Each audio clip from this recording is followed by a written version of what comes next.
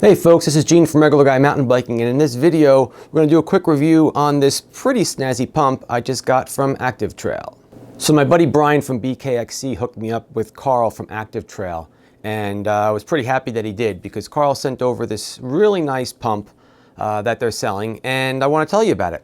So I guess the first thing we should talk about is, what do you get when you get this pump sent to you from Active Trail? Number one, you get the pump, which is a given, okay? Good, nice, solid quality pump. I'll talk about that more in a minute. But the first thing you get is the pump. Next thing you're gonna get is this adapter that you mount to the water bottle bracket on your bike if you want to attach the pump to your frame. It's nice to have this if you don't carry a bag with you. It also comes with this cool little metal case. Inside the case you have some patches, so it comes with a cool little patch kit. The standard, sticky patches with the little piece of sandpaper to scuff up the tube. But it's a nice addition to the kit. Just all around, just kind of classy.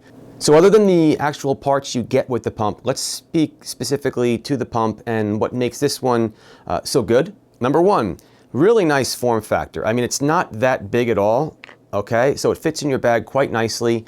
And like I said before, I mean, the thing is all aluminum, it's solid. When you're pumping, it doesn't feel like a piece of junk that's gonna crack or anything like that. It's got a good solid construction on it. Next, we'll talk about the gooseneck. So it's got this gooseneck. So look how cool that is. It comes right out of the body of the pump, all right? I mean, that's nice. Snaps right in, and then it comes right out. So this allows you to mount the little head to the tube, to the valve of your tube, and then when you're pumping, you're not bending the valve, which is huge. I have personally either broken that damn little Presta valve little thing off, little screw, or just bent it from pumping so hard. So, because I mean, you got to pump a lot with these little pumps, and this really helps alleviate that. Next feature is the head itself. Comes with a little rubber cover to cover the ends. You don't get any junk inside that. And the way this works is you push this onto the actual valve and then pull up on the lock. It's kind of nice. It's similar to your floor pumps, which is good, which is what you'd want. Good quality, everything's solid, and you just simply put it on and flip this up and it locks it onto the valve. I like that a lot because with other pumps that I've used, you have to screw on or screw off the head, and I've actually pulled the core out of the Presta core out of some of the tubes, when I unscrewed it, which was just thrilling. So this alleviates that completely.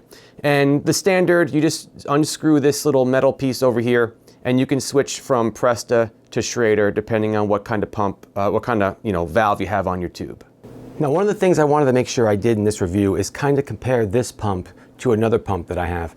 I mentioned earlier that this is a smaller form factor, and I really wanted to see what this smaller form factor would do in regards to airflow. This pump that I have is a high volume pump, and this is a more traditional pump. So I did a quick test.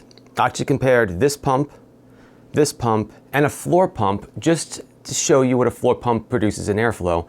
So you get an idea how much air is actually produced. They both, all three rather, were pumped with the same amount of pumps with the same tube. I deflated the tube in between each test. So take a look at that and you'll see how it all worked out.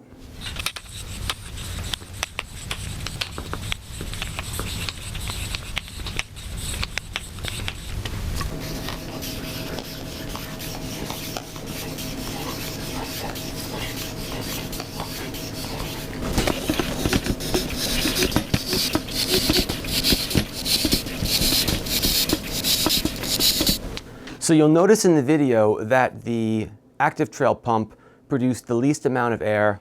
The high volume pump produced the middle amount. And obviously, big surprise, the floor pump produced the most amount. So why did I do that? Not for any other reason than for you to understand what each one does. This is not a bash on any of those products. Let's be honest, the floor pump produced the most amount of air. You're not going to put that in your backpack and carry it around, okay?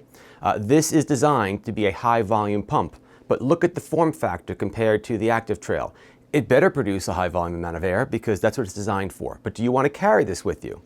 The Active Trail is the smallest of the three, produced the least amount of air, but it is a nice solid small pump that fits in your bag and you don't even know it's there.